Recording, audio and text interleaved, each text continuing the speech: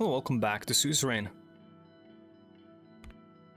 Let's go to the opening of the Banfi Festival, where my wife is going to have hold a speech. I guess this is when I get to hear about how upset that other guy is about not being able to speak. Our motorcade slowly made its way towards the magnificent Banfi High Art Center. Night was falling and the festival was about to begin. I flipped through the brochure that had been given to us at the hotel. Monica's face was featured at the front page, but the schedule on the inside still said that Kurtan Lest, mayor of Andrika, would be making the opening remarks. My last-minute announcement that my wife would be replacing Kurtan must have caused some confusion at the print shop. The Banfi Festival was one of the biggest events of the year. Why don't they both make opening remarks? Like, she first, then him? It originally marked the start of the annual religious pilgrimage, a week-long journey still undertaken by devout Neurists, but today it was better known as a cultural celebration that drew thousands of revelers to the city. There were film screenings, concerts, theater and dance performances, art, exhibitions, and celebrity-studded nightly galas. The opening ceremonies were broadcast on TV and watched by millions. Closest thing we have to this is called Banfi Festival, where we all get drunk on an island and live in tents. And then we walk into like this cave and people sing songs. It's like glamorous Norway. As the car slowed, oh, and by the way, there's just like drying, like dead fish hanging on like big racks, wooden racks all over the island, and it smells. It's awesome. As the car slowed, a coterie of reporters and security guards rushed to meet us. I turned my attention to Monica. She nervously eyed the waiting crowd.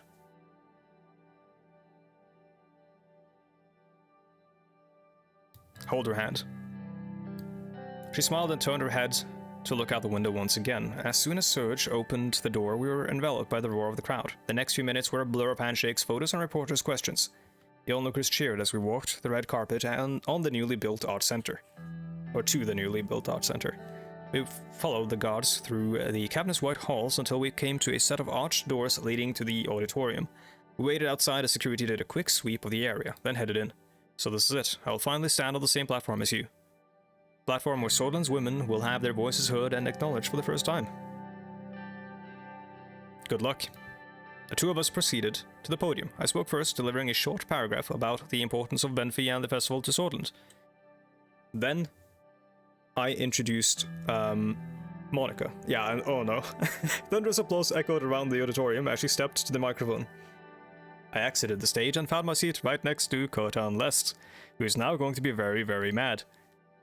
Ladies and gentlemen, as the First Lady of Sordland, I welcome all of you to the Banfi Festival. The crowd erupted again, clapping and cheering. Kurtan Lest leaned over and hissed in my ear. Mr. President, I'm afraid you have made a great mistake. There will be consequences. Are you threatening me, Kurtan? No, I'm merely telling you what will happen. Your little stunt has lost you my support in the assembly. Yeah, there you go.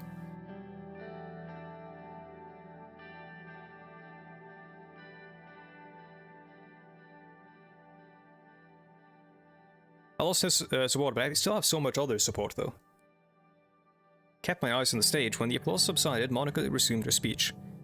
This festival holds a very important place in all of our hearts. It is a celebration of art, music, theater, but above all, it is a celebration of the people of Banfi and of their free and open-minded spirit. As we all unite for the festivities, we must not forget the values that have inspired them. Today marks the beginning of the Week of the Spirit, a time for vitality, growth, and new beginnings. The crowd was hanging onto her every word, but the mayor of Andrika and his entourage didn't seem as impressed. I stand on this podium today to speak about change, about a new beginning for our society. Sordland calls itself a free country, yet half of its citizens are still barred from enjoying the same freedoms as the other half takes for granted. I refer to myself and my fellow women. A rumble went through the crowd, scattered applause mixed with murmurs of discontent. To truly move forward, we must make a break from the old traditions and strive towards equality for all, equal rights, equal pay, equal access to education. Enough! The entire crowd hall fell silent. The mayor of Andrika rose and spoke. I will not let this woman besmirch the traditions upon which our great country was built. Okay, so I want to stand up for her, but I also think that she can handle this, and it would be way, way, way better if she did. Watch the events unfold. Like, she's, you know, extremely, like, strong-willed and has been doing this at university and stuff for a long time. Kotan turned towards the audience, speaking loudly enough to be heard without the microphone. Mrs. Rain, what right do you possibly have to pass judgment on our values as Swedish citizens? You are not a politician, you are not a speaker, you're merely a woman who's lucky enough to be married to the president. Your place is not at the podium, it is at home, tending to your husband and your children. The crowd was getting rowdier. Some booed and jeered at Kotan's words. Others whooped in approval. Monica froze completely. The audience grew louder. I had to do something. I walked up to the stage and stood beside my wife at the podium. The mayor was still standing defiantly in the front row.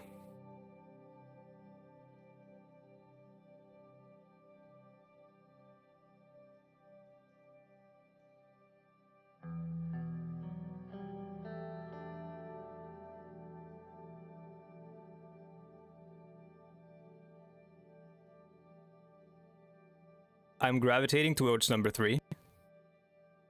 But I also want to show decorum.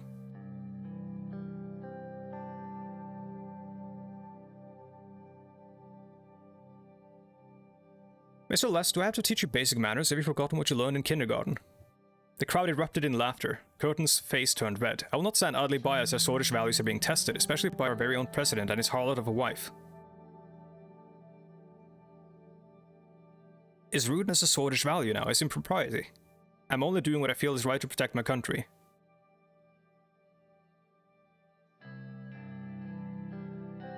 You feel it's right to berate a woman, the president's wife, at that? Her ideas are dangerous, Anton. They'll lead us down a dark path.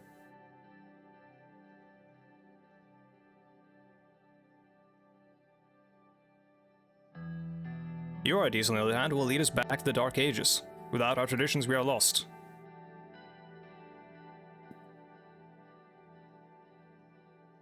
And without change, we are fossils. Now please, sit down. The crowd was booing Curtin loudly now. He looked around the room and let out a deep sigh. My apologies, Mr. President, Mrs. First Lady, I crossed the line. Monica had regained her composure by now. She took her place at the microphone. My heartfelt apologies to you as well, Mr. Lest. I assure you, my intention was not to offend anyone, especially a senior member of the Assembly such as yourself, who has pledged his life to the betterment of our country. I hope one day we shall be able to set aside our differences as we have done today and walk towards a happier, brighter future for all of Sordland's citizens, male and female alike. We must all remember, the future cannot exist without the past.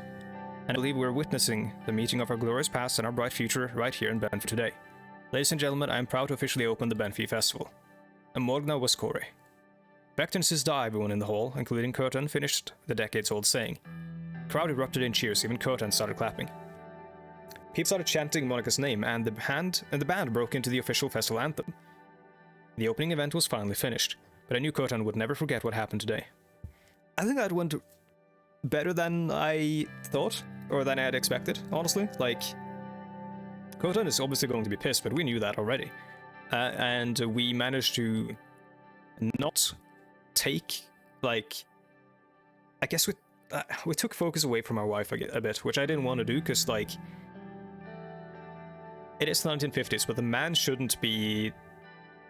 Like, if she's holding a speech about women and women's rights and, like, women empowerment and stuff, like, a man shouldn't be necessary to make that happen, I feel like.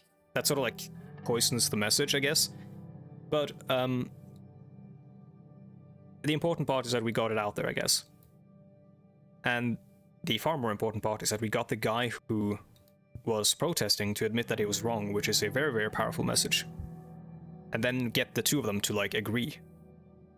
Which is also a very, very powerful message. And still, she won. Calm returns to Nargis. The protests and occasional looting the past weeks have ceased to occur in the region of Nargis, particularly in the city of Lakhven. The Lakhven police force has reported that the situation is now under control, despite several small protests still going on across the region. Reports from our border and the Veshik city of Vernon show that there are about 1,000 people running away from the Veshik military forces towards the Swedish border.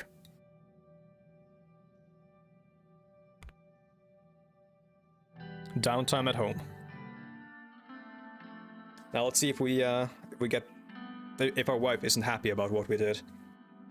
Felt like an eternity since the Banfi Festival. Had it really only been less than 24 hours. I was at home now, drinking an afternoon coffee on my balcony. A stack of newspapers lay by my side. I picked them up one by one, reading and rereading the articles about the festival. Oh, actually, we should do that. Gruni returns to normal life. That's good. One protest leader from Valgen said, "We want peace and unity. Nobody wants to see riots or violence. We're fed up with police brutality." Valen deploying special forces to Vernon increased its efforts in fighting terrorism with aerial campaigns and ground operations targeting BFF militants. Yeah, that's bad. We need to take those people in. Some of the papers came out in full support of the First Lady and her brave speech. Others took court outside. Nearly all of them agreed that the First Lady had acquitted herself very well following the interruption. I was putting the last newspaper down as Monica joined me on the balcony. Listen, can we talk a bit? Of course, what is it? She pointed to a particularly insulting headline in the front page. I never in a million years would have wished for this, Anton. I just wanted to thank you for supporting me and apologize for creating such a spectacle. All I wanted was to bring the people of Sutherland together, the way you're able to, but not like this. Her eyes were getting moist. A single tear fell down onto the newsprint.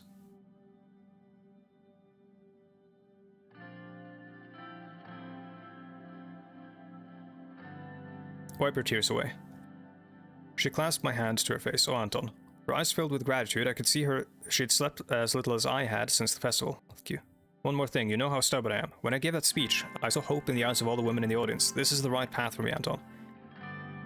I want to officially adopt this cause as First Lady, to be able to work on reforms, attend meetings, rally support among female politicians. I know this is something you're passionate about as well. Can I count on you? Of course, my love. I'm looking forward to working closer together. This means so much to me. She hugged me tightly and I felt some of the past day's tension melt away. Thank you. A noise came from the balcony door. We both turned our heads to see Diana standing there. Mom, I'm hungry. Let's go to the kitchen, baby. We'll make Papa the best snack ever. We left the balcony and returned half an hour later with a large cookie. Diana had written my name in icing on it. As I sipped my coffee and nibbled the cookie, I thought that I had made the right choice. Things were going to get harder, but at least my life at home was somewhat peaceful. I mean, we've conquered a lot of the battles, like the political battles, right? We've secured the, well, we haven't done the, constitution thing in the Supreme Court. That's obviously the last battle there, but we've more or less stopped the riots, right? We've sort of handled that. We've got immigration benefiting us. We've got, like, everything seems to be going well. So starting a new battle for women's rights doesn't seem all that bad. A new opinion poll has shown that we have landed above a 50% approval rating. Our administration's performance has been confirmed with the diverse poll taken by 1,000 respondents from all the regions of Sutherland. Above 50% is not bad, but I want to see what our approval rating was at the onset and like at inauguration, and also compare to other ratings, I guess. Occasion access to Air Lorry base. Preparations began for the access, okay. Preliminary economic status report detailing that the recession is ongoing and the system isn't likely to reach stability soon if we don't take serious steps. Minister Hall said the signs were negative. Okay, that's bad. Budget allocation of Swedish armed forces. Okay, that's going to be important.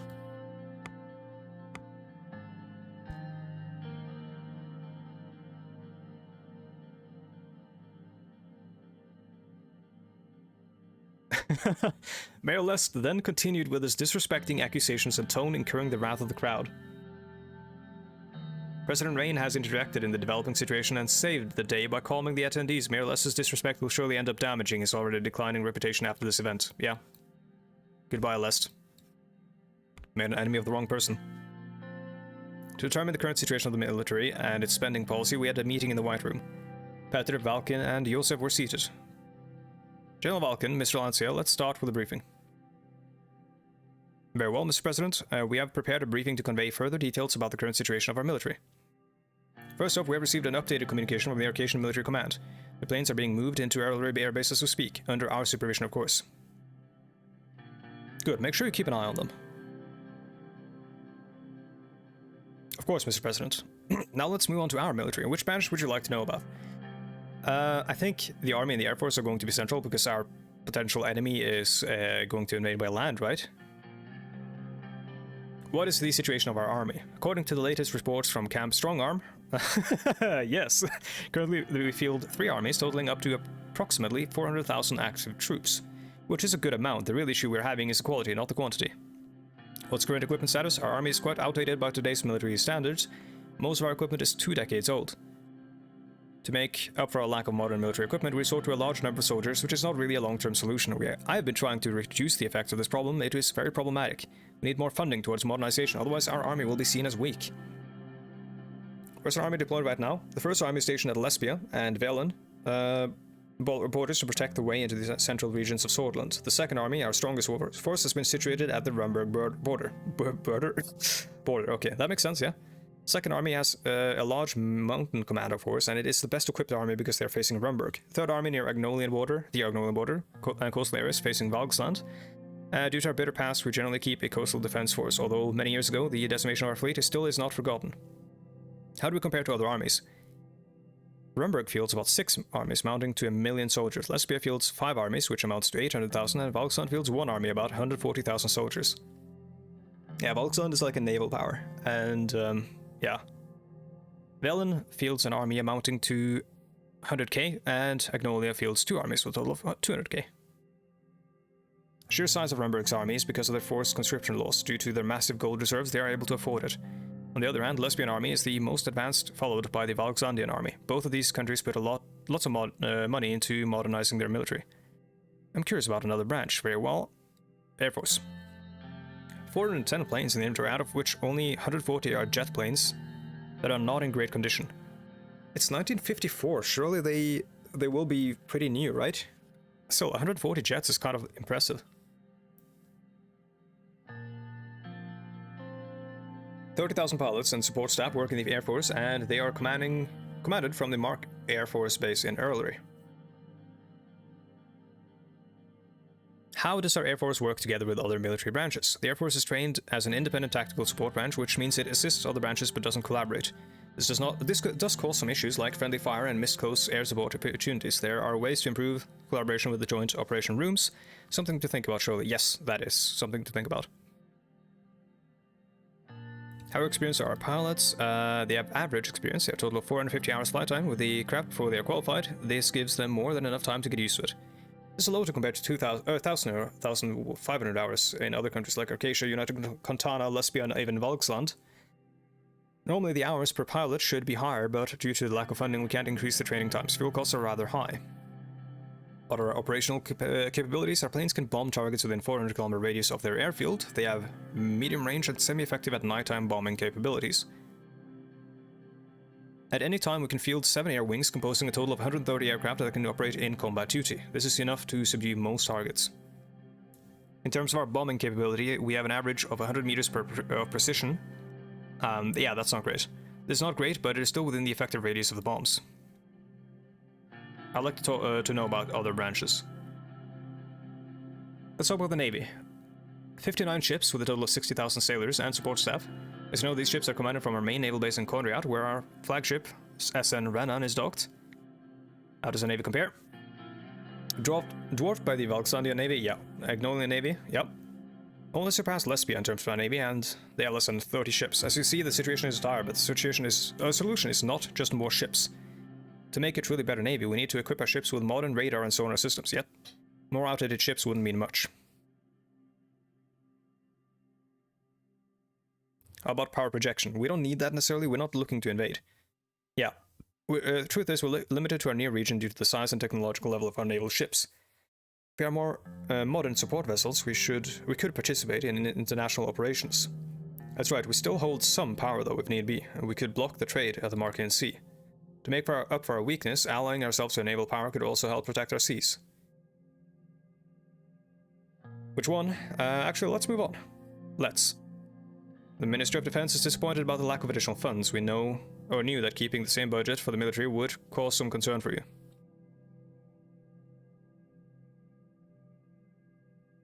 I'd be willing to support the military in other ways. We could come to an agreement.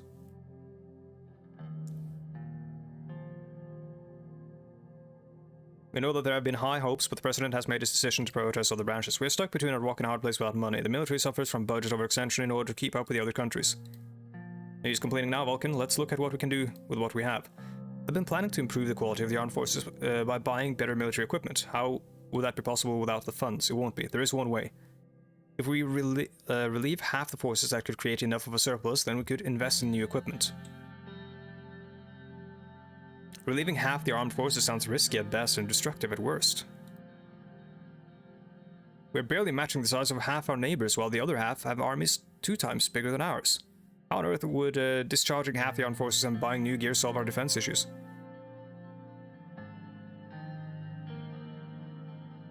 Yeah, so a better equipped smaller force is preferable, but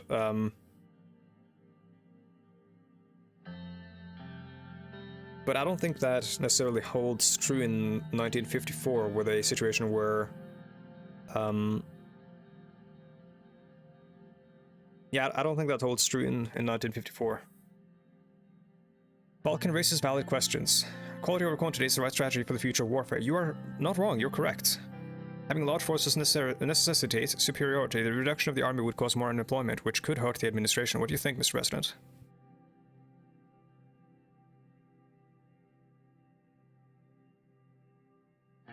Oh my god. Can't I just, like, retroactively increase the budget of the army?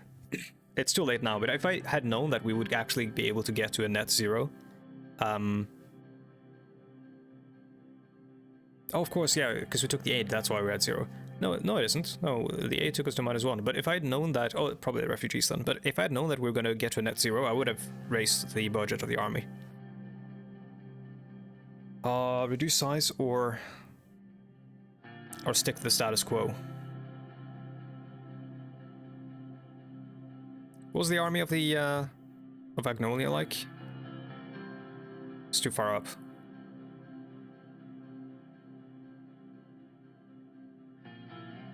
Rumburg is full quantity over quality.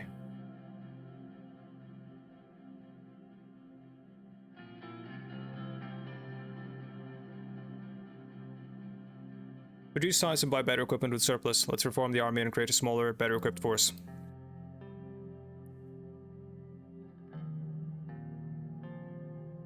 Have a good day. I'd like to extend my thanks for your attendance. The meeting concluded as the sun set over the concrete jungle that was Holsort. I'm worried. Oh boy, we have the trade agreement in Agnolia, I think.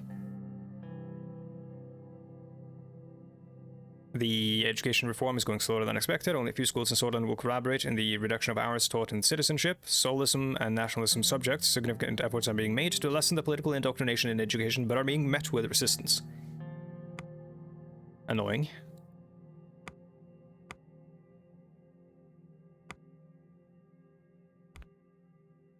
Trade talks. We'll have to do the trade talks in the next episode, I think, because we are going to be over time. Oh no, what's Sweden 1 flight to Rakowitz, trade talks with the president of Valen. Yeah, we'll have 2 trade talks in the next episode, I think, to make up for it. Let's read the papers. The papers. Suddenly turned Irish. Military force reduction, re-education, what am I saying? The Maroon Palace has announced that the reduction of the military size in major restructure of the Swedish armed forces. The chief of the armed forces, Valken Kruger, has called a major challenge to the integrity of the military, warning that nearby threats are watching the developments closely. Yeah, this might be a terrible mistake. Second continent satellite in space. Chairman Leon Maleniev addressed the world, announcing the second successful satellite launch from Rostonor Air Base, which now reached low Earth orbit. The chairman praised the scientist and the UCOSM that allowed the country to reach space a second time. Very cool.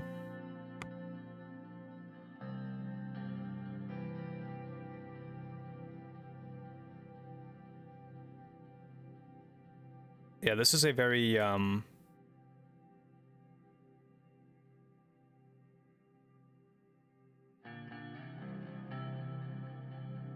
seems like, yeah, Lenin, Stalin type dude.